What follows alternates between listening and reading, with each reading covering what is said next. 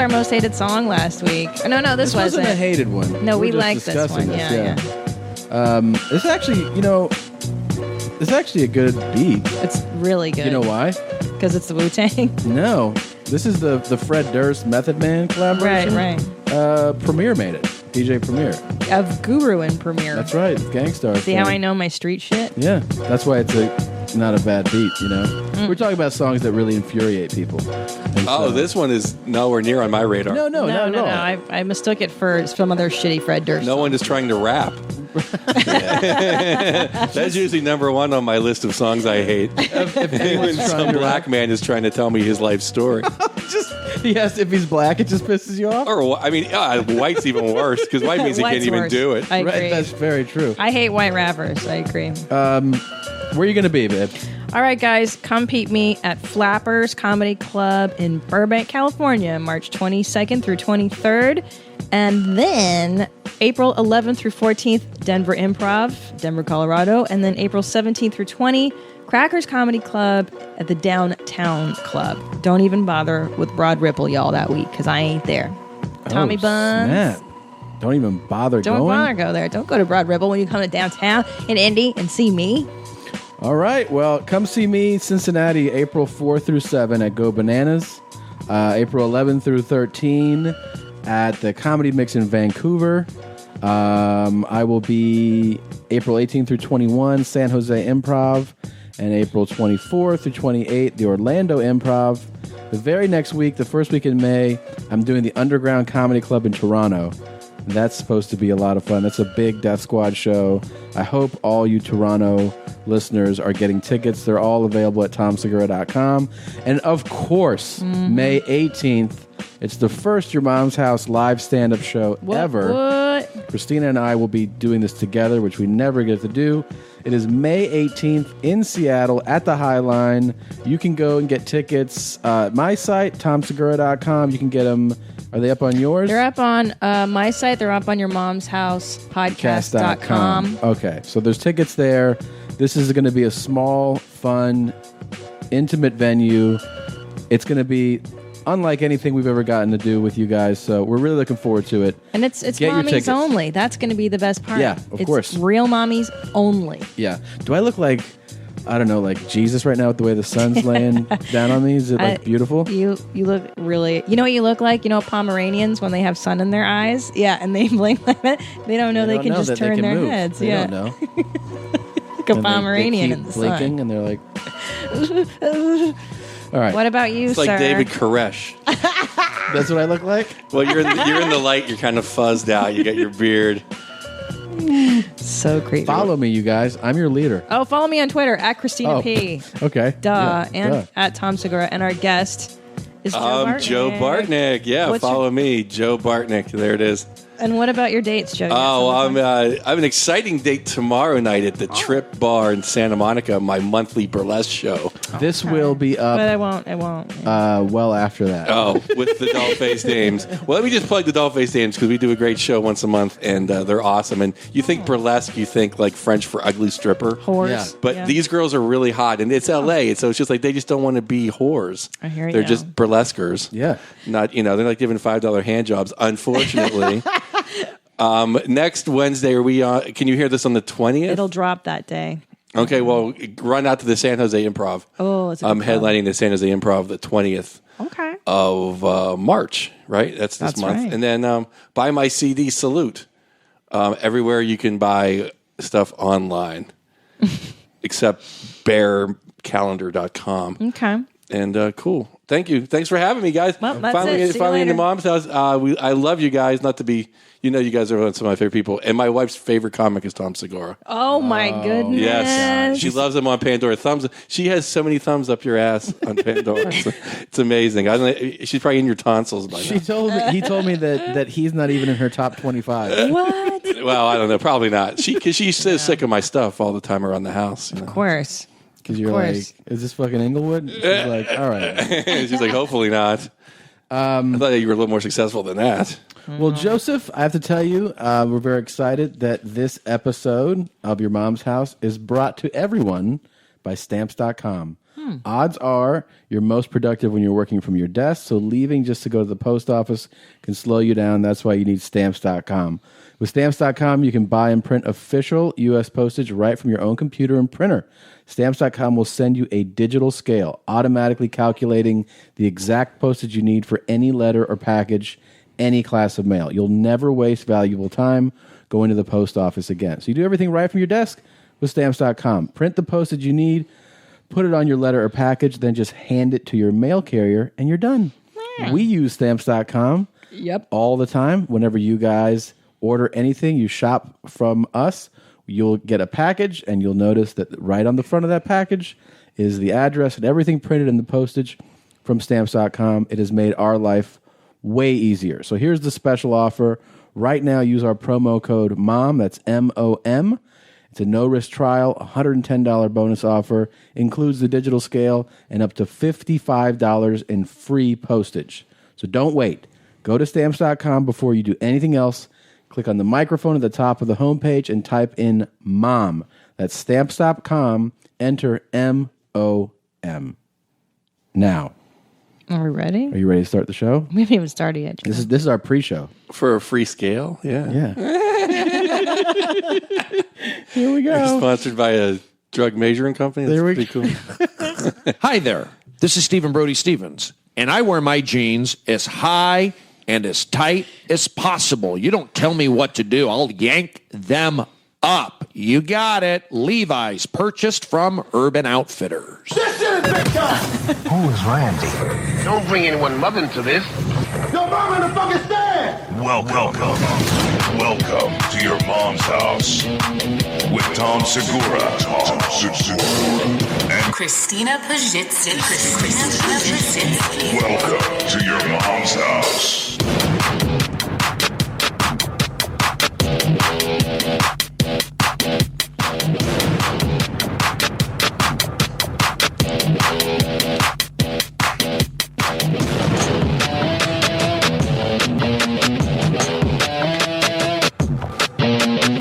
So many explosions. I never heard them before. This is are you all right? Yeah, totally fine. Totally fine. Rocking out. Holding it together. We're so excited that you're here, Joseph Bartnick. Thank you. Love Joe Bartnick. I haven't seen you in a while, man. You look good. Thank you. You told me that the secret's you stopped working out. You feel great when you don't work out. It's like you wake up, you're not sore, you're not tired as much, and you eat less. Sure. I think that's the big crock is you get big, but who cares? Who wants to be big? Yeah. I want to be skinny, not skinny, but I don't know. I'm 40 some years old. I'm tired of carrying a bunch of weight on my titties. You're a big fuck. I mean, I was thinking about, I am a big fuck. There's no, that really is. He's huge. Earlier today, I was thinking, man, one of the last guys I would want to fight in the comedy world right at the top would be Joe Bartnick. That would suck, man. Well, what are your physical stats? What are you? 6'4"? Yeah, 6'4", about 250 on a good day. 260 after a weekend on the road. But you carry, I mean, you're not like a slob 250. You're a big I'm a dude. steak and egg or 250. Yeah, I'm not a donut 250. Yeah, man. Well, and also I was telling Joe, I mean, I've known you for like the last 10 or 12 years since the beginning of my stand-up career. I've never seen you in daylight. You're one of the people that I love so much, and I'm so happy to see out at night. And this is the first time in broad daylight I've seen you, and it's pretty fucking fantastic. Oh, thank you. And you had one of the best. I know you through our mutual friend Eric Lundy, right? And we used to do this Italian restaurant. What was it, Salerno's or some shit? Palermo's? No, it's the place where Robert Blake killed his wife. Oh, okay. Is that where we did allegedly? Allegedly. Well, I've seen the True Hollywood Story, and he did that shit. Yeah, he did it. Of course.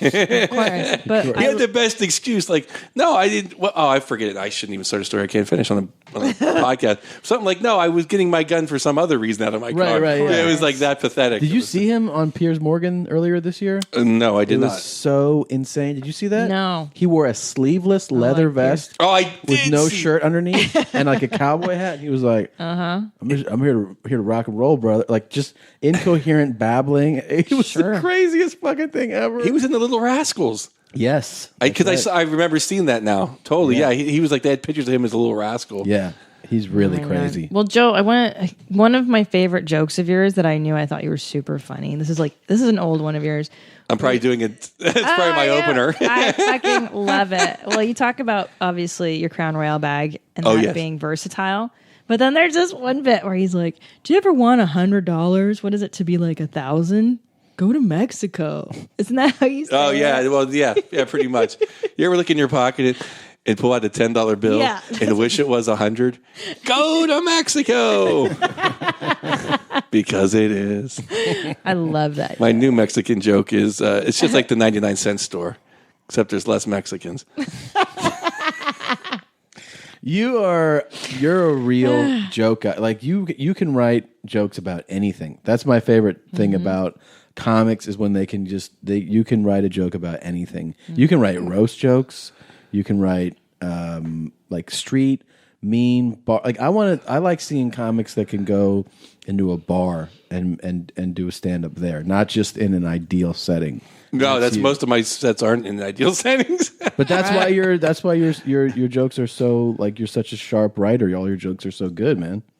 Oh, thank you. It's just you guys are complimenting. Yeah, well, I think I've tried so hard over the years to just write jokes. Yeah. And then I think once you write jokes good, then you can start talking about your life. But if people don't think you're funny, no one cares about your life. That's true. That's what so many people starting comedy don't understand. It's That's such a good point.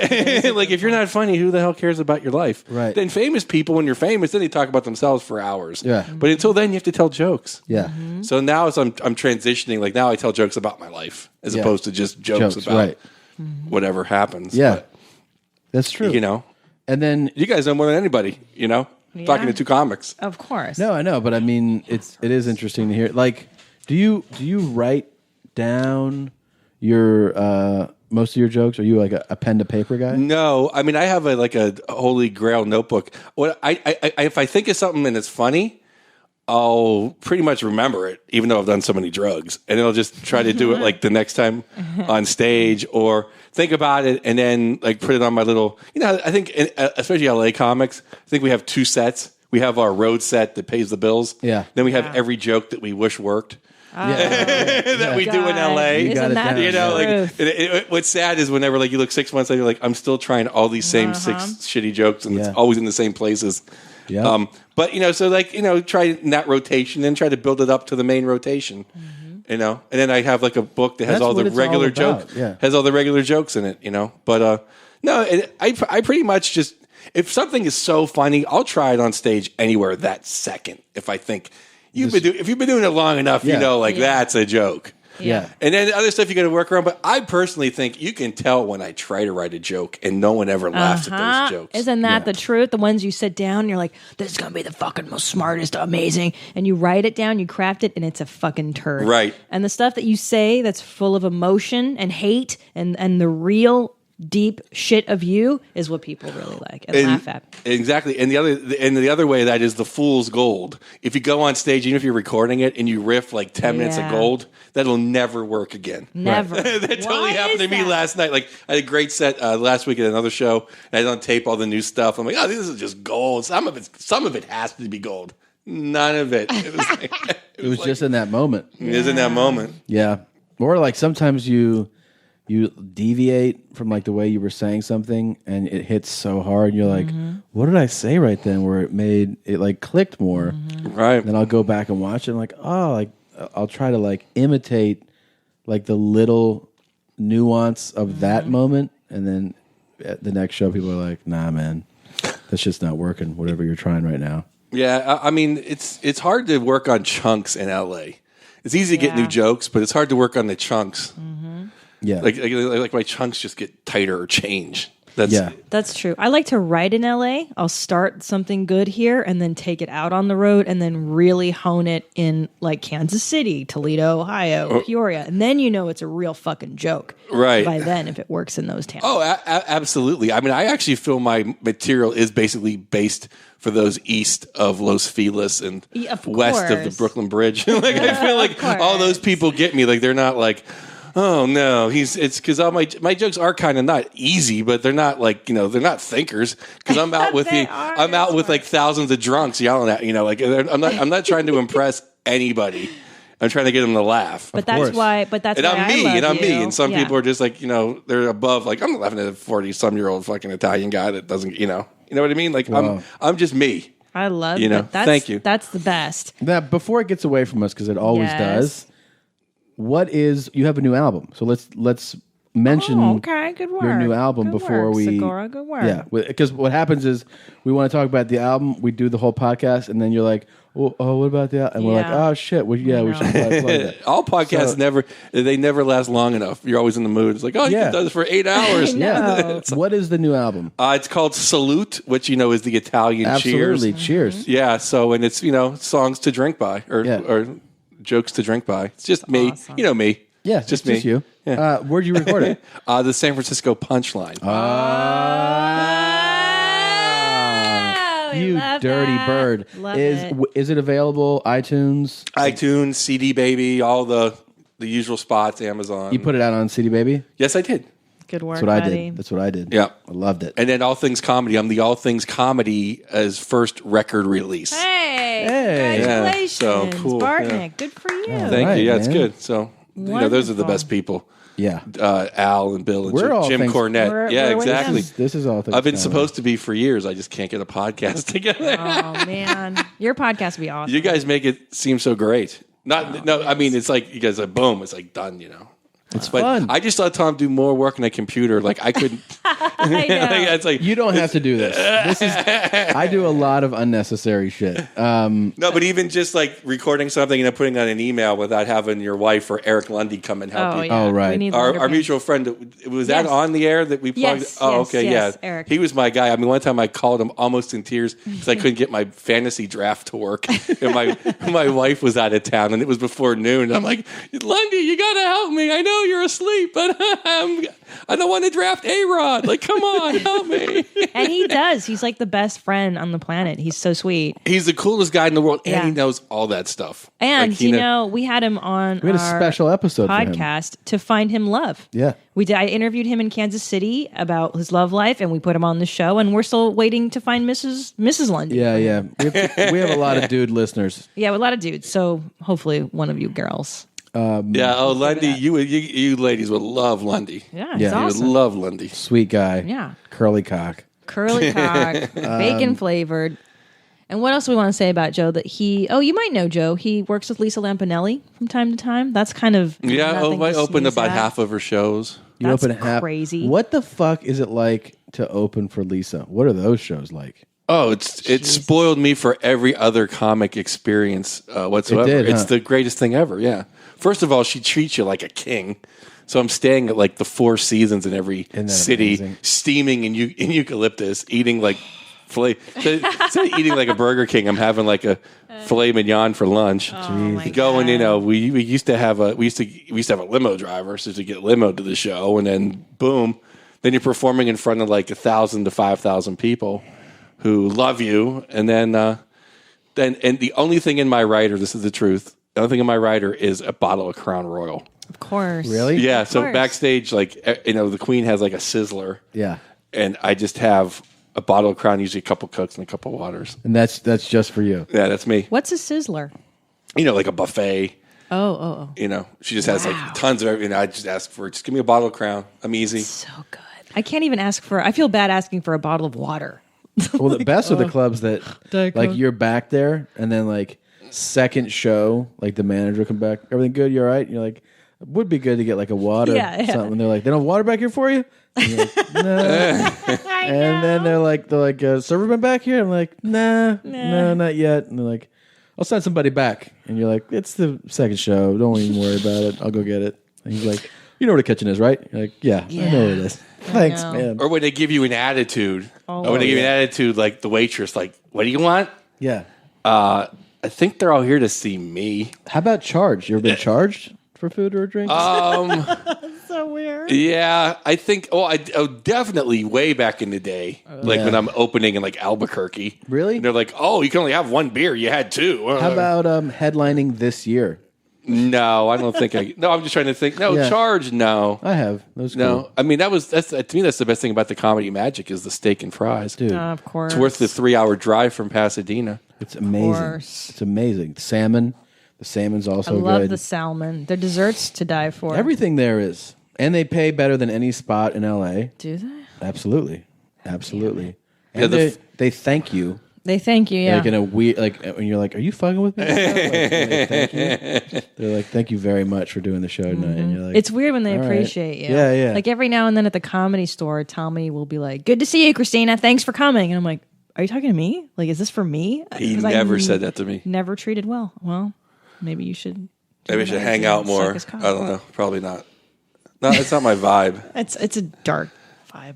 Well, I just kind of did the hang around thing for San Francisco forever. Kind of when I got to LA, I'm kind of like, they like me over there, but they got to hang out. And I'm like, can we get into it? Because some of this actually I really don't know myself. Like, what is the Bartnick route? Route to comedy? Yeah. I grew up in Pittsburgh, Pennsylvania, and was just a bartender, kind of knock around Italian kid. And couldn't really do anything, but I always wanted to be a comic. So I moved to San Francisco and said, I'm not going to bartend anymore. I worked security for Bill Graham Presents, which is Fillmore Warfield, and the Punchline, just so I could start doing comedy. You worked the security at the Punchline? And he's friends with Molly, like old school friends with Molly. Oh, one of my best friends in the world. Yeah. Really? Molly she works with I remember when Molly was an 18-year-old door girl. Oh my God. She was the redheaded girl at the front door that people didn't like because she was like so tough on people, like customers. Really? And stuff. Tell me what Molly was only like. Like 3 tats back then?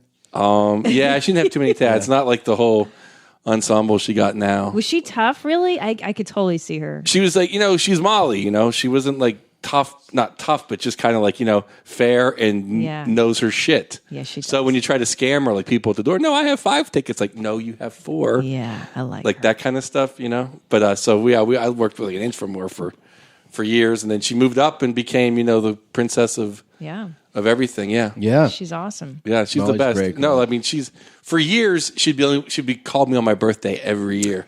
Oh, No matter what, and my wife too. Like for years, and like Facebook ruined it. She's like, I don't do it anymore because Facebook made it easy for everybody. But even my wife, would be like, the only person would call her Molly. Like Molly would call her, so it was great. Now Molly's the best. She's a good girl. But yeah, we've had so much fun. There was, how like you have jobs in your life. I've worked in like 3 different bars where that is your family. Yeah. And the Punchline was like my family for like 6-7 years.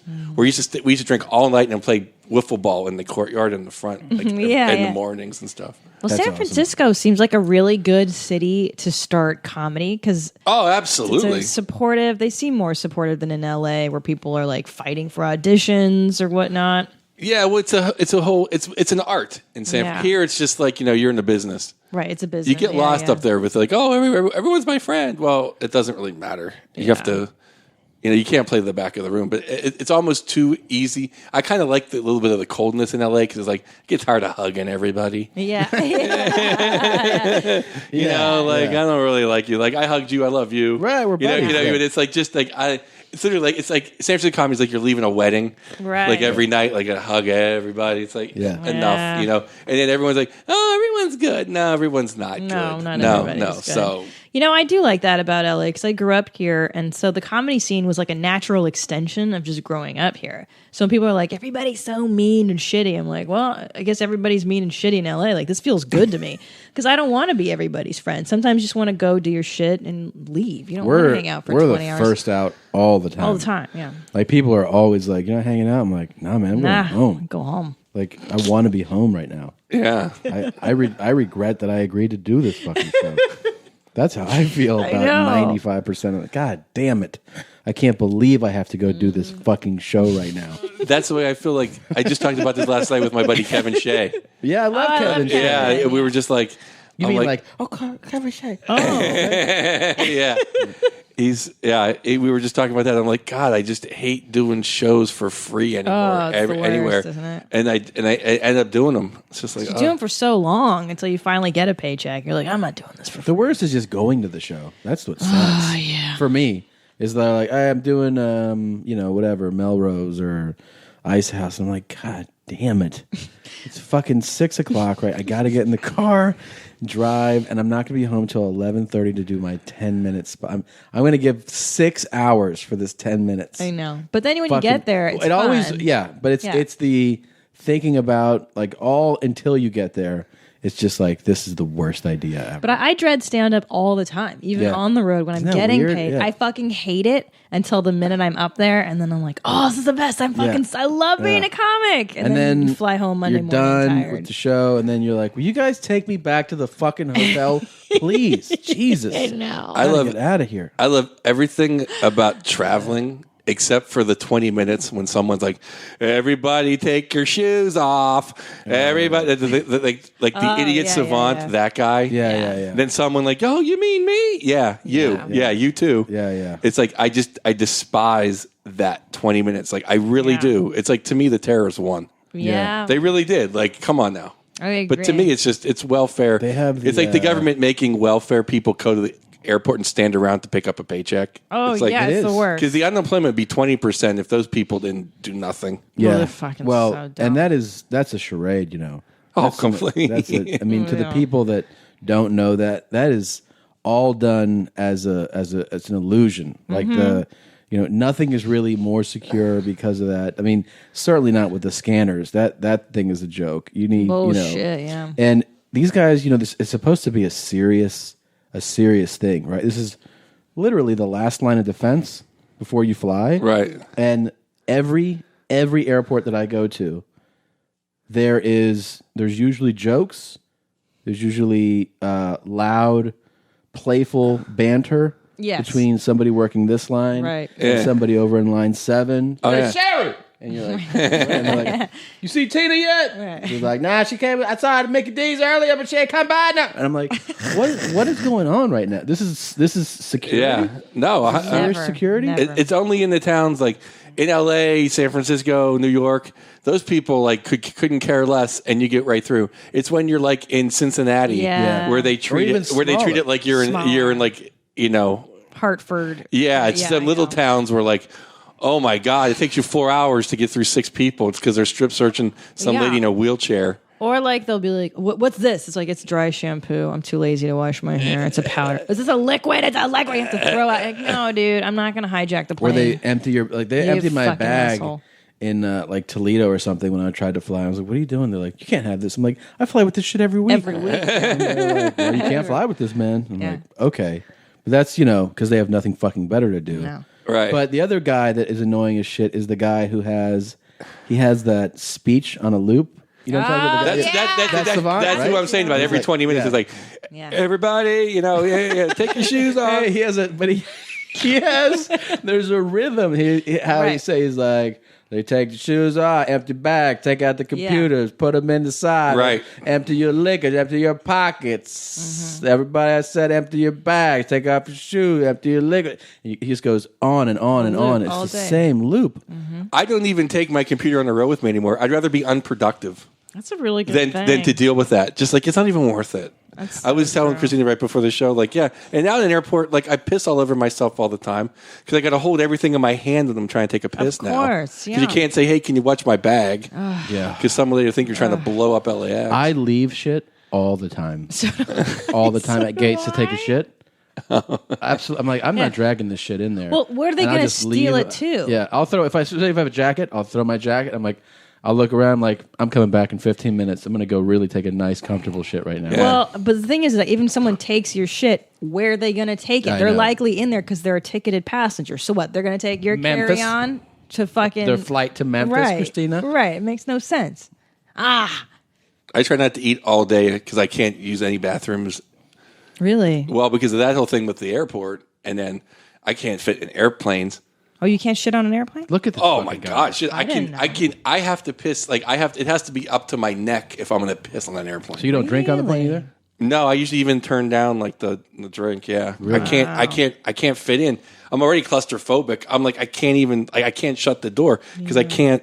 The world's not made for you. No. Or like those planes, like if you're flying to Montana, how the planes that like, they're only like, they're not as big. Yeah. I hit my head every single out. I hit it like every single time. I hit my head like 3 times. It's the worst. The Brazilians think that the sacral part of the woman is the ass. Right. That's not how Americans think. No, I agree with the Brazilian point of view, but I mean, go ahead. The Americans think it's the breast. Yeah. Yeah, right. I agree with you. I knew I had something in common with the Brazilian man. I like that. Is that my dad? That's your dad. Yeah. Pulled that earlier from your dad. It sounds just like him, actually. It's- I thought it was my dad for a second. If you watch the video, you'll be like, this is probably how my dad picks up on chicks. Oh, what did he? Okay. You know who that was, obviously. Schwartzy. Yeah. So he's in Brazil. Yeah.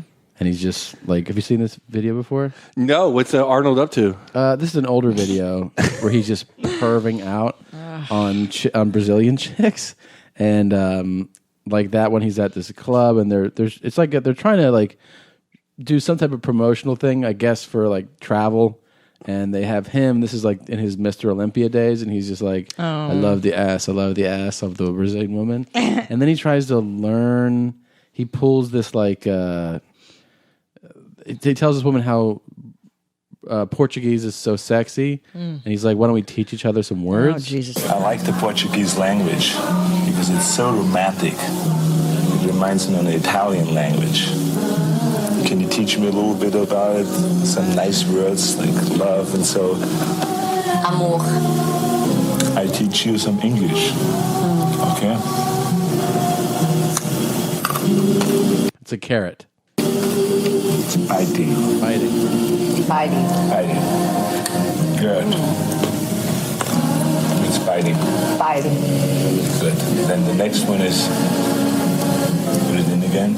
In the biting, no. Like this. Good. Yes. Oh, my God. Sucking the carrot.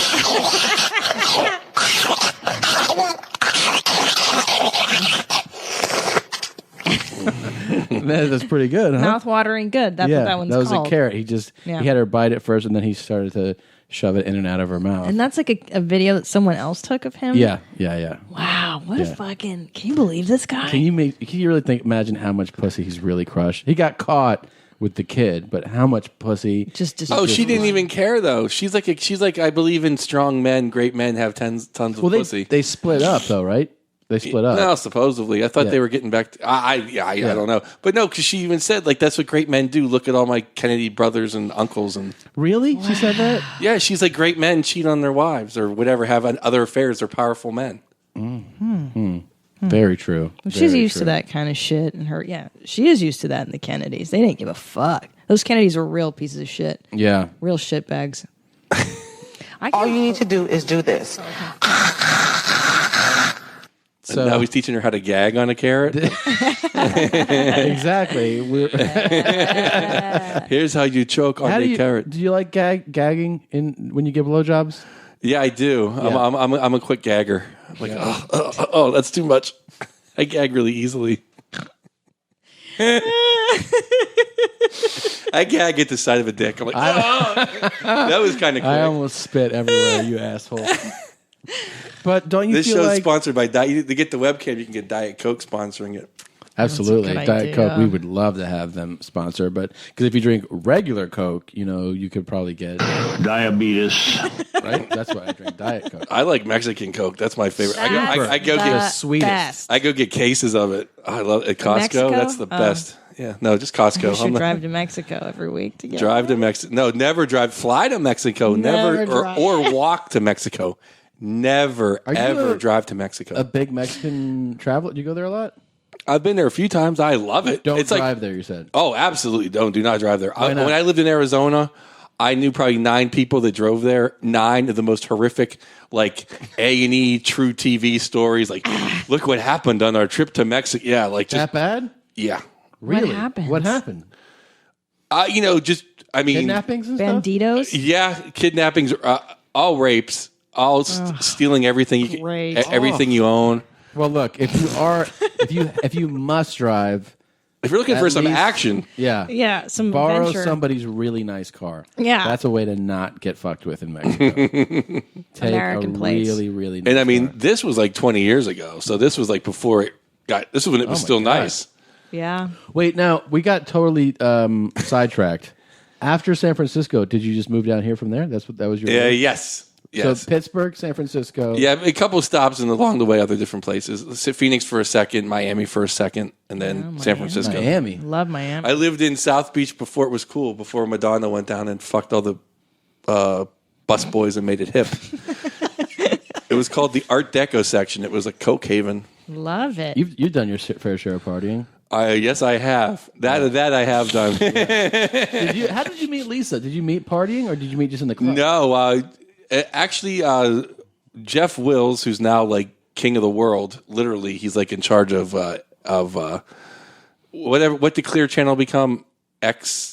Who owns Live Nation? Live Nation. He's the comedy booker for Live Nation. Damn, that's big. Oh, wow. Yeah, so he used to be the Bill Graham booker who used to book the punchlines. Okay. He took a shine to me and has always been great to me. Lisa had just done the roast used to be done and then like not come out like for like 6 months or something. So he's like, hey, this lady just did the roast and she's going to be huge. You should go work for her. I'm like, okay. And I'm like, all right, I'll go do it. I did something happen where I forget the exact circumstance, but it was like I was doing something, not like a favor, but it was something like I was booked somewhere else or something like I just did it. And went up like the first night. The only other person I've ever given a joke to after watching is Sam Tripoli, and we became great friends. I love Tripoli. But literally like and we became great friends. I usually don't sit there and like, oh, you should say this. But I watched her show and I'm like, I got 5 lines in my head were just like, she should say that. She should say that. So at the end of the night, I'm like, yeah, you were awesome. But I just jotted down, don't listen to me. She said, no, I'm going to try him. So she tried me the next night. It went like 5 for 5. Wow. By Sunday, that was like her opener, like her closer was one of my lines. No She's like, Bartnick, you're on the fucking team. And, and how many people? Yeah. You guys, did you start here? Here, yeah. Okay, so when you're not starting here in New York, millions of people promise you the world when you open for them and you kill. And it's like, oh my God, you can come with me. We're going to be stars. No. So thinking, okay, whatever. Maybe 3 months later, she called me like, Bartnick, I'm doing the Pam Anderson roast. Can you help me write some jokes? And that's when it all started. And I helped her write the roast and then anything else for about 5 years. And then I was doing my show, and I was on a television show in Vegas, and she just called me. She gotten falling out with her openers, and she's like, Bartnick, can you come open for me in St. Louis? And I'm like, yeah, I'll come this weekend. And then, boom, and then I'm next week. And then I did them all for a while. And then I love your impression. Yeah, I was about to say how terrible it is, but yeah, I love the that's story. that's like my female impression. That's like Come out here and help me. yeah. I'm not good with impressions. You're hilarious. No, but then boom, boom, boom. It led to like a few years. I did all of them, and then I got busy again. And she said I give my East Coast guy some love, and Mike Morris is her East Coast guy. So we just split them up. That's pretty great, man. Yeah, what she's a great, awesome. And she treats me so well. Clearly, and I love a story like this where where you hear somebody who gets really successful like her and is cool to people that you know. I love stories like that. Yeah, she couldn't be anything but cool. I mean, she couldn't be any cooler. What is this? It's almost like she spoiled me because now it's like, oh, you want to go make X amount of money at Yuck and be there on Tuesday? Like, no, I think I'll just stay home. She's so successful, and I love her. I love any woman that can fucking make it. As far as Lisa Lampanelli, I don't want to give this away, but I met her husband last year, Jimmy Big Balls, man, killer dude, guy, killer dude. Where did you meet Jimmy Big Balls? When I was in New York. Yeah, he's one of the best people ever. Sweet guy. And I like hearing that she married like a nice dude and she's happy. That's good. She's really happy. She's really happy. It's kind of fun. It's kind of fun. She's like really not too many comics are completely happy. She's pretty happy. As far as especially she went through like a lot of happiness too. Now she's coming down off the marriage, not to be to be talking about her third person or whatever, but for the whole I met him. I love him. We're married. The greatest wedding ever. A 3-day. It was like, I don't think the queen and the prince had like a wedding like that. It was amazing. You know what I like best about Lisa Lampanelli? I'll never forget. I was listening to her on Stern, and she said something like, "Well, Howard, I have to be better than everybody. That's why I'm a comedian. Everybody has to know how much better I am than them." And I thought, man, isn't that the truth? Like, that resonated with me because the reason I'm a comic, a lot of it is, insecurity, obviously, and to let those people know how much better I am. Those people, like in high school, that didn't like me, or maybe those people that fucked with me in junior high, and that retribution thing. And I'm like, oh, I so get that. And I love that she was honest enough to say that. And I never heard a female comedian be completely honest about their motivations for being a comic. Is that why you want to be a comic? No, absolutely not. But there's. Oh no, I'm not trying to. Oh no, it's one of many reasons. I do it for my mother's approval. I'm hoping that one day she'll give me the praise that I so want, or she'll stop criticizing me and love me. It's never going to happen. That's my main reason, really. Right. I think that's everyone's kind of. I don't know who. I mean, I don't know, Tom. Was your mother totally approving of your career? Yeah. No. I mean, she's. They were supportive. I was lucky. My parents were both like supportive and into it. But I think it is a lot of it was like the kids in high school and middle school. I think it's more that route than the parents thing. Yeah. What about you? I always just enjoyed being funny. You're one of those people. I don't even know what. You just like the laughter and being fun and and I don't like working. Literally, like it's all. I mean, other than like doing illegal stuff and bartending. Yeah. I really can't do anything else. Yeah. Like I can't sit somewhere and work. I can't work outside anymore because I had my back surgery. So I can't really have a job. Oh, okay. Other than writing dick jokes or telling dick jokes. So you know what I mean? Like I really can't. What can I do? I mean, if I did do anything else, I would snap. Like, if I drove the tram at the airport, after like 3 days, I'd kill somebody. Like every other job would have like a 3-day shelf life. Yeah. It pretty much has. In my life. Me too. I figured out that I really can't work for other people. Yes. I can't. I don't do well in offices. With bosses. Yeah, with bosses and stuff. I don't either. Not like that I'm this super anti-authority type of person. I just realized that if it weren't comedy or stand-up, I definitely feel like I would have taken a self-employed route. I don't think I would be able to work for somebody in the business world. I don't think I could do it. No, I don't even like fluorescent lights. No. Like that's how much I hate the business. Like I took a test at the doctor's office and they're like, "Are you okay?" I'm like, "Can you just shut those lights off?" Like I can't horrible. stand. They're horrible. Yeah. You should see our home when the sun goes down. It's just pretty much black in here with like candles. Like we don't like. Oh, that's pretty sunlight. nice. I mean, look at the cave for the most part. Yeah. But I agree. I know what really used to chat my asshole when I worked at a company called WorldLink and we sold airtime for fucking infomercials, like the ShamWow and shit. I was making $20,000 a year as an assistant, and every quarter the boss would rally us together in the fucking dumb room, whatever, and then we'd have to clap for how many millions of dollars that company was making that quarter. And I'm like, what the fuck am I clapping for? I'm making $20,000. I have at least $30,000 in student loan debt. I was 25 or 26 years old. It didn't make sense. So I'm clapping like a fucking monkey for this dumb bitch to be rich. It just, I hated it. I really resented it. There's no feeling better. And like, you don't have to be a comic or an artist or anything like that to get it. But if you feel like you want to go do something on your own, there's a lot of struggles with it. Whatever your path is in life, but man, there's nothing better than not. I don't mean like making millions. I don't know what that's like. I haven't done that, but just to make a living on your own and not have a boss is the fucking in whatever path. I think. Not just comedy is the best feeling in the if world. you want to make fucking furniture or handbags or just do it, somebody man. pays you to do that, you figure out a way to get someone to pay you for the thing you want to do. Yeah. Holy shit. That's what you got to do. Well, on name dropping, but Mitch Hedberg years ago, Mitch was always good to me. He said, just do what you love. The money will come. Yeah, I agree with that. That's exactly it. Because, I don't do it for the money. I literally do it because I got nothing else to do. Salute. Yeah. That's the truth. I love doing it. Let me ask you this. I want this on the record. What is the key to writing a great roast joke? Because you're so good at this. It's the first thing you think of in the first 5 seconds when you think of somebody. Is what you go after?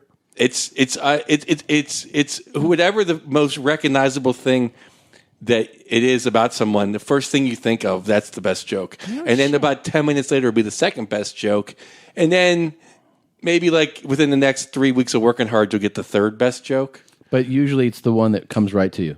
Right. Wow. Really? And then is it a matter of just that's like, everyone's meanest inner feeling is that's the joke. Like we were getting back to writing jokes, and usually like you think about it, oh, maybe craft around a little bit, think of the second thing, then that's another good joke. And if you work hard and you're up all night fucking drinking coffee and thinking about it and like, oh, there's a good one, then you got 3. Then you have a show. but the immediate one? That's interesting. The immediate one is usually the best one. And is it usually like it's actually perfectly spelled out, or like that's what to go after, and then you work on crafting it? You know a little bit like a little bit. that. 75% of it is right there, and then right there. You can craft it better. Wow, interesting. But now, because it is the roast, I mean, from what I can see, it seems like the skill of the roast is that you know what everyone else is gonna say.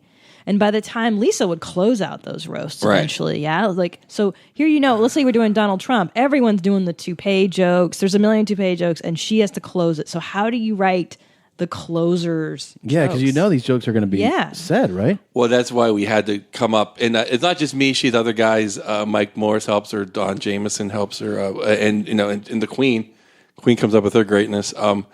I mean, that's why she'd have stacks, and then she'd have like 30 pages of jokes. Edit on the fly. You cut them out on the fly. Yeah, she's like, and usually I'd sit backstage, and she'd be like, "What do you think? What do you think? What do you think of that one? What do you think? I think I'm cutting that." And then we're up to like the last second in the trailer, but she taught me how to do all that stuff. You learn from the best. Now, when I go do a radio show, like we used to help. She used to go to Howard Stern completely prepared. Now, when I show up somewhere in Seattle, it's like, boom, I'm completely prepared with everything to say and tons of jokes to say. Like when I roasted Tommy Lee on A&E, the producer of the show couldn't believe how I had like 40 killer jokes. And it's like, because that's what Lisa taught me, always be over prepared. Because that's what for everything, It's like, and then you never look bad then when you're over prepared. So that's like the one thing I learned from her is just always have too many jokes. Yeah, because on Maron's interview with her, she was very much a skilled hard worker in the sense of like in the early days in her New York days, she would collect emails of people or back then before that, phone numbers, and like call people and be like, I have a show on Thursday, come to my show. Like that's how. Oh, okay. This is way before my. I know the email scene stuff because I used to do that. Like I'll give you my little card with my picture on it and autograph. If you put your email number down, right. Man, that is a waste of time. Yeah. You guys ever do that? Trying to read somebody's email address? Not only that, dude. I used to do a monthly show at the Brea Improv, and it was like a lot of like people would come out. And it was really like fun, supportive. Like it was a good like atmosphere. And so I threw down a paper one time. I was like, hey, people love the show. I was like, you want to be notified of the next one? Put your email down. And I took like pages of emails, entered them all.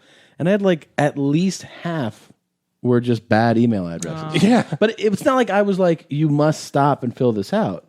It was like, if you want to know, right, then stop and fill this out. And they were still giving bullshit email like I was, a telemarketer. I was like, and then you just like, don't fill it out. Then you're like, is that an I or is that an E? Oh, and you put it in that way, and it's an E. And it's like, no, well, maybe it's an I. It's like enough, Absolutely the worst. Oh, thank God. It's time. I'm so excited for this. You have no idea. I've been holding this in since yesterday. Huge dental update, you guys. After 2 long years, I went to the dentist yesterday. Huge. A brand new dentist because we moved. And I had a cleaning. So he took x-rays and he did a full assessment on my teeth. Tommy, you know what he said when he started investigating my teeth? You know how Red Band was talking about the score? 3. So 1, 2, and 3 is the top highest. Yeah. And then after 4, 5, he's assessing your gum health. Yes. I'm going to brag. Go ahead. All 2s and 3s. Wow. Couple of 1s. Wow.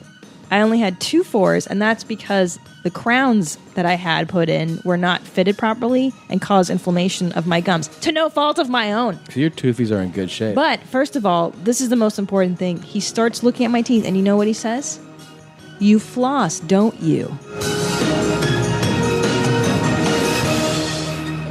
Yes. I almost cried and pissed out of joy. I was like, yes, I do floss a lot, actually. So this is proof, mommies, that if you floss, yep, your teeth will be healthy. And I have no cavities. And it's all due to flossing. My hygienist said the cleaning was amazing because I floss. I'm going in next week. And you've been flossing. I've been flossing. I'll be a topper. I've never had a cavity. What? Well, let's my hear grandmother it. never had a cavity. Look at those. You got nice chompers. And on I'm you. not a flosser though. You don't floss? It irritates. Now I started to because my gums are like 7s and 8s, and they wanted to do something that cost like $1 million. I'm like, just knock my teeth out with a baseball bat before I pay you $8,000. Get the fuck out of here. You got to floss though. Have you started flossing then? Like once a week. It's what's funny is I had a gay dude in San Francisco go, your teeth are so good for you, and you don't even have to floss. So that was my reasoning forever. But I guess now I'm supposed to floss. But you know what? My dentist told me to get my kid, because she hasn't had a cavity yet, to put baking soda as toothpaste. Because whatever the chemical in baking soda is, cavities cannot be made with that chemical in your mouth. That's interesting. I like It's that. interesting because we were poor in Pittsburgh. We used to use baking soda for toothpaste. That's the old Italian thing to do. Yeah, so that might be why I never had a cavity. Now, is your dad Bartnick? What is that? That's not Italian, right? No, it's like German, Irish. I'm like 75% Italian and then mutt. Okay. Yeah, it was chopped. The Bartnick was chopped at Ellis Island. Oh, okay. Yeah, it was something different, but it's German. Oh, I got to back to your foof for a second. They look really good. Your teeth do look great. Thank you. I was like, yeah, what's wrong with your teeth? So clean. But I'm just letting you guys know that the flossing stuff. Listen to Joe Bartnick's story. He didn't floss, and now what? 7s and 8s. Yeah, but it's like the amount of money to have it change, because they're trying to say, oh, that like puts a disease in your mouth that then goes to your heart and then affects your brain and all this stuff. It's like periodontal. The bacteria in your gums, it goes into your bloodstream. That's true. And it can affect Plaque your heart can, and everything. can lead to heart disease. Oh, it can lead to heart. Do you know what my hygienist told me? This is the most disgusting shit. She said that there was a guy who had never flossed and he was 30 years old, and that she could smell his mouth when he was standing like at the doorway to her room. I was like, I could smell his mouth. And then his x-rays, she said that the platelets of plaque looked like X's, like full sheets of, and it was like she had to like scrape his dirty teeth. And she said that Southeast Indian people have the worst plaque buildup. That's racist. Southeast. What's that? Where is that? It's India. So not just do they even have dentists? They don't even have food. That's the real problem. How do you get plaque when you haven't eaten? And right. Do flies cause plaque? The guy's like bathing in a river of his own shit. Oh, wait, he has cavities. Yeah, man. Right. You should start flossing more. I haven't eaten in months now. Somalia. Here's your little bit of you and the hygienist.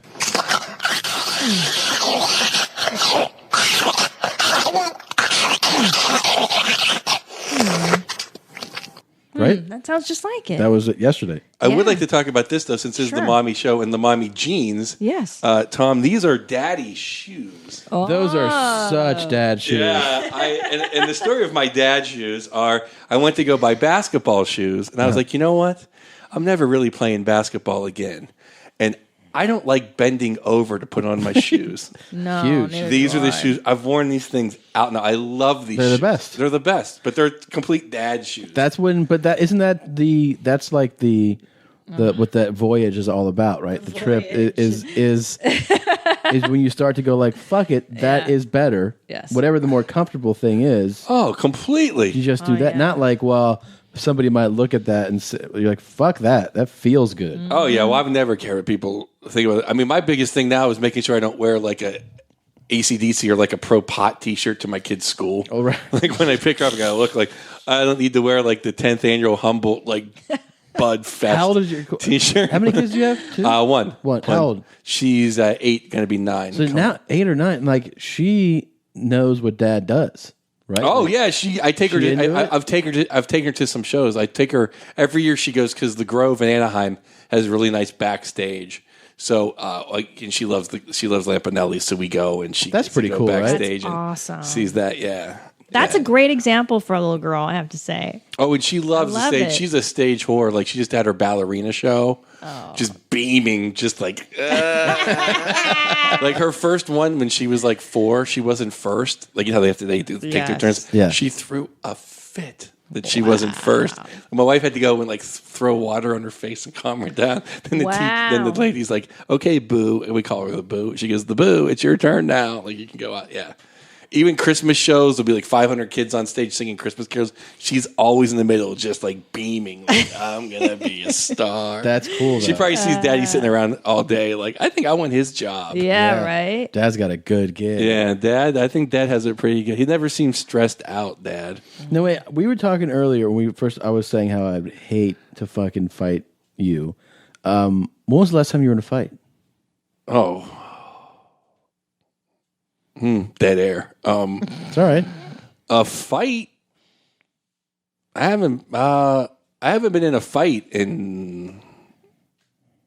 I don't know. I can't even. Really? I can't. Yeah. I haven't. I mean, I don't call beating up a homeless guy who pulled a knife on me and then going to jail for 3 days a fight. Did that happen? Yeah. Really? San Francisco? Yeah. There's a lot of homeless out there. What happened? A homeless guy pulled a knife on my friend, and he came up into his apartment. He went out. Long story short, he couldn't use his phone. This is the day before cell phones, so he had to go use a payphone to call his mistress. So he went outside, and they were like, and he's like, that guy out there pulled a knife on me. We're like, who? We're like, fuck that. So we went outside and taught him a lesson. And of course, San Francisco, some lady called up. It's like, they're beating up a homeless person. Was that Lisa that called? No, she's not a hippie. I don't think she'd be making that call. But they do really defend their homeless up there. That's the number one problem with that city. That's why I moved. Yeah, I know. No, it is. Me too. It's the truth. No, what's funny is my wife was like, thought I'd be using my kid as bait for homeless people. Like, oh, did you look at my kid the wrong way? And me and Cactus, I used to live on Haight Street, so I controlled that block. Oh my God! I controlled the upper block. Upper or lower? Upper. I used to live between Haight Mail and Pipe Dreams, right there. Right there at the corner of Haight and the Masonic. Okay. I was there. I went to USF. I used to kick the penny circle, the peace circle every day. Yeah. Really? Oh, yeah. Every day walk by and just kick all the pennies in the street. Yeah. I've smashed acoustic guitars. What about patchouli? Does the smell enrage you? I had an ex-girlfriend, one of my loves of my life, used to wear too much patchouli. So that just makes me think of her, so I don't like the smell of it anyway. Yeah. So gross. Now wait, this story, you can't just jump away from that. Your friend gets the knife pulled on him. You guys go down, teach him a lesson. Somebody calls, and then cops just show up? Like you get surrounded or what? No, they actually knocked through his door. What? Like SWAT teamers, because they knew there was 3 of us. And we went stuffed and cuffed and spent a couple days at 950 Bryant Street or 850. A couple of days? Yeah, well, I didn't have any money. I didn't have any, I didn't know what to do. I was a barista. I was an open micer barista. I actually got fired, dumped, and arrested all in the same day. Oh my God. So did they just finally release you? Did you have a Yeah, they released me and they come back 2 hours later and appear before the judge. Oh, really? Yeah. And then what were you charged with? They dismissed the charges, aggravated assault and battery. That's a good one. The real problem was the 2 guys I got busted with, both were Moroccan nationals. They were my buddies. So after 9/11, I came up on every, hey, you were arrested with Moroccan nationals. Oh God. So for 2 years I was scope searched until finally my buddy got me off the list? The Interpol list of terrorists, yeah. Oh my God. Wow. So was that the last physical? That was the last, yeah, for sure. But before then, did you used to scrap a lot? Yes and no. I mean, I never really fought. We fought in sports a lot. And in Pittsburgh, you just kind of fight all the time just because you're fighting. When you're in 5th grade. What was your sport? I played basketball. I played street hockey. Really? Yeah. I played Pee Wee football all the time. High school, I didn't like football because it was they made me play inside linebacker. And I'm just I'd rather be at the wave pool. Yeah. Then I don't want to play in college. I just want to hang out with chicks and smoke pot. I don't want to play football. That's the way. That's what I would have done. Yeah. I just wasn't into the whole corporate scene of high school football in Western Pennsylvania. That's big time. Yeah, it's Are you like a they take Steelers it so fan or no? seriously. I am, but I'm really disgusted with professional football players in general. Yeah. And I really, like, not to be all corny, but like just watching hockey. I watch hockey constantly, and now I'm trying to get a job with I'm supposed to go shoot some stuff with the Kings on Saturday in the locker room. But you just see, like, they interview hockey players, and they just talk about their struggles on the way up, and they're just so, like, wholesome people. And then they interview, like, and why aren't they the role models on ESPN? But no, they have to show, like, people who, like, beat up their wives and, like, you know, flip cars and got 10 kids. It's like, I don't know. Football, I don't like the dink and dunk. I've kind of evolved past football nowadays. Yeah. Not that I won't watch a good game or something, but I'm just kind of like, it's funny because I worked for Fox this year, the NFL and Fox too. So I had to watch so much football. Jesus. No matter, it's so funny. It's like, if, I swore away cake, I'd go work at a bakery. Mm-hmm. You know what I mean? But I am a Steeler fan. I grew up going to all the Steeler games when I was a kid. But you're a big Penguins fan. Yeah, huge Penguins fan. Yeah. I like all hockey teams except the Flyers. How Fuck good the is the Flyers. kid?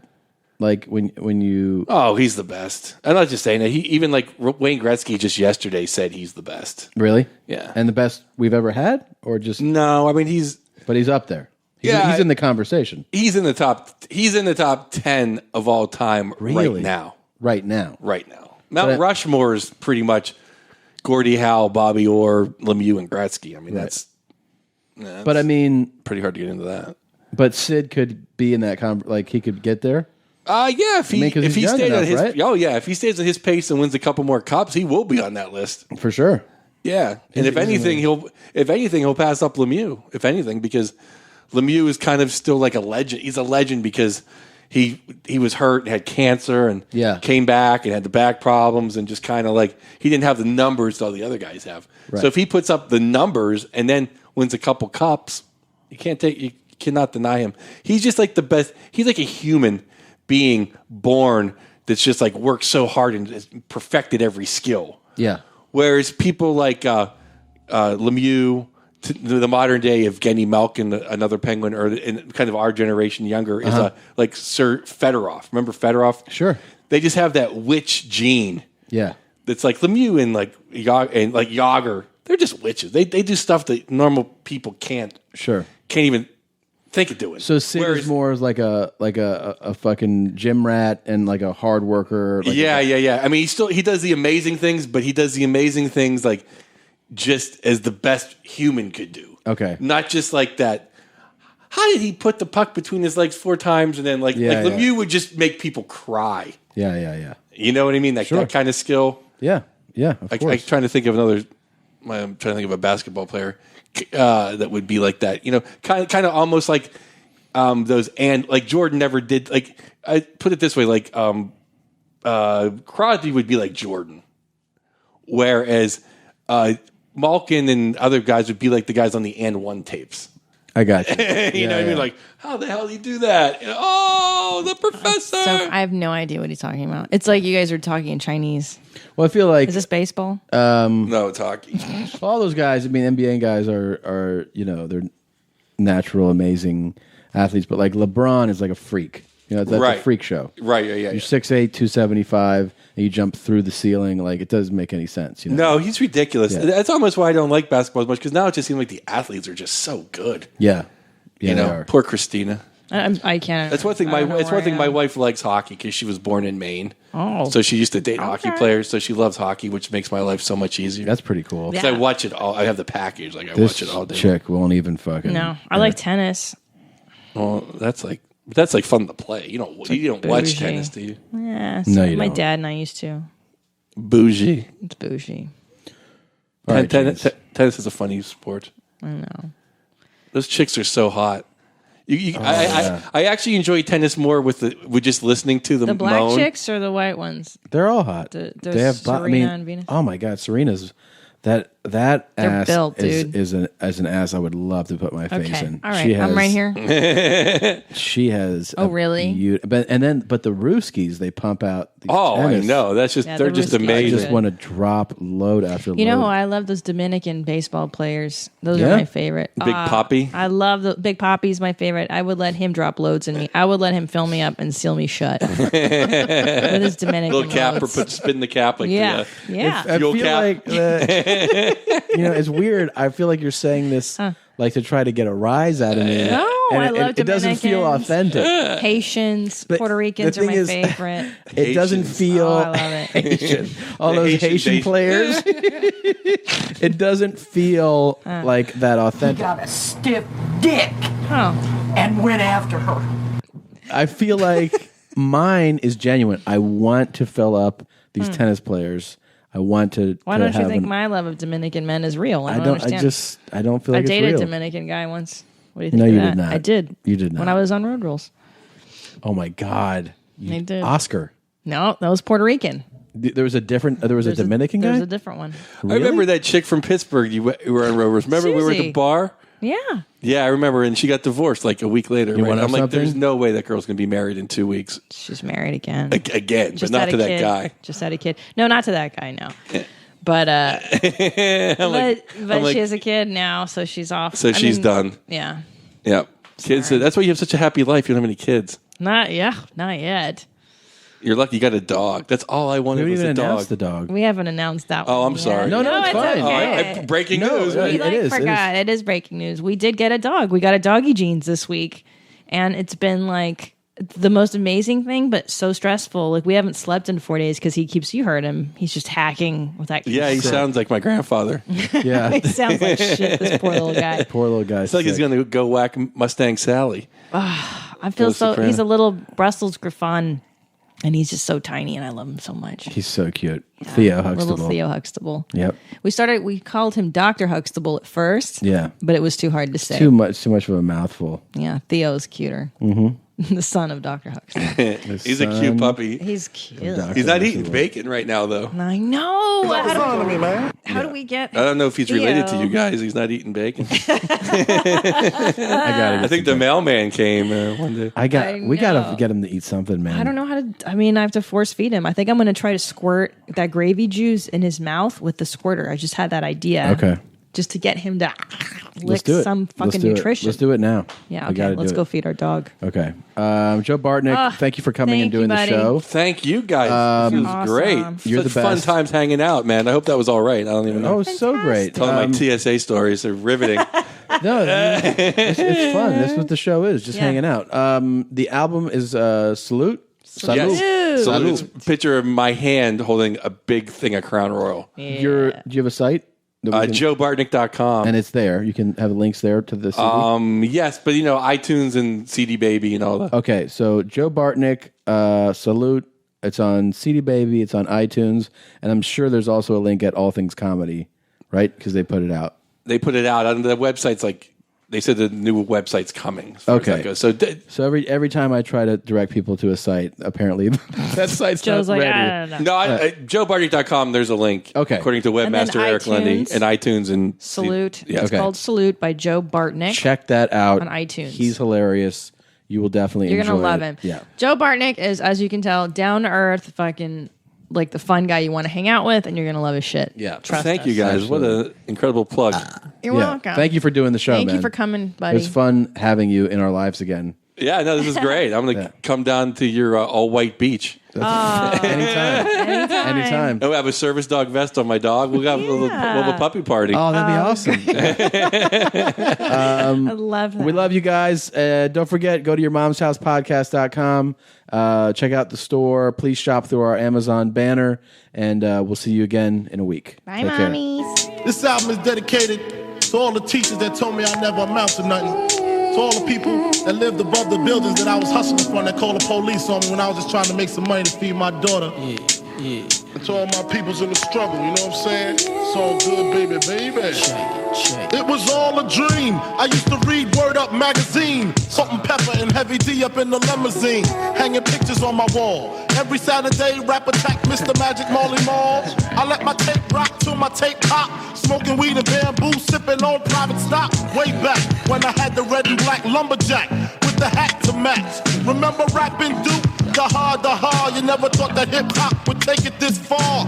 Now I'm in the limelight cause I rhyme tight. Time to get paid, blow up like the world trade.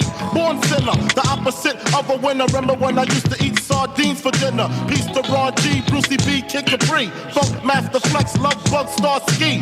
I'm blowing up like you thought I would. Call a crib, same number, same hood. It's all good. And if you don't know, now you know, you know, you know.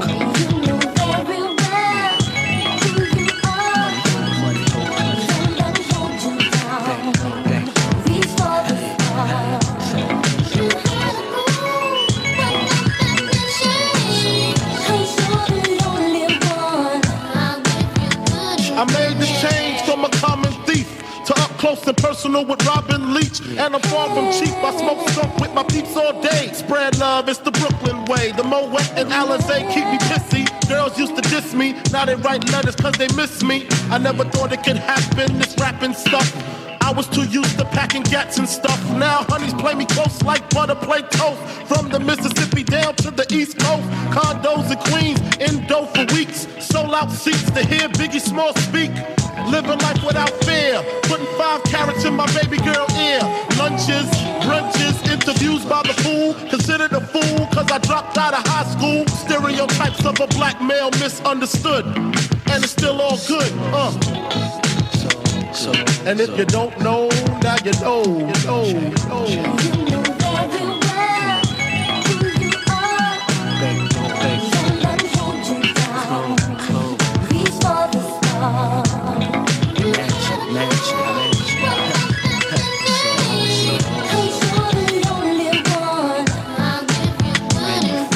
Super Nintendo, Sega Genesis. When I was dead broke, man, I couldn't picture this. 50-inch screen, money green, leather sofa. Got 2 rides, a limousine with the chauffeur. Phone bill about 2 G's flat. No need to worry, my accountant handles that. And my whole crew is lounging, celebrating every day, no more public housing. Thinking back on my one-room shack. Now my mom pimps an act with minks on her back. And she loves to show me off, of course. Smiles every time my face is up in the sauce. We used to fuss when the landlord dissed us. No heat, wonder why Christmas missed us. Birthdays was the worst days. Now we sip champagne when we thirsty. Damn right, I like the life I live. Cause I went from negative to positive and it's all. And if you don't know, now you know, you know, you know. You know very well who you are. And if you don't know, now you know, you know, you know.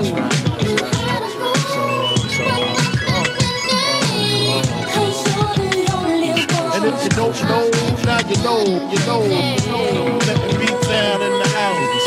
Junior Mafia, Math Label. I see.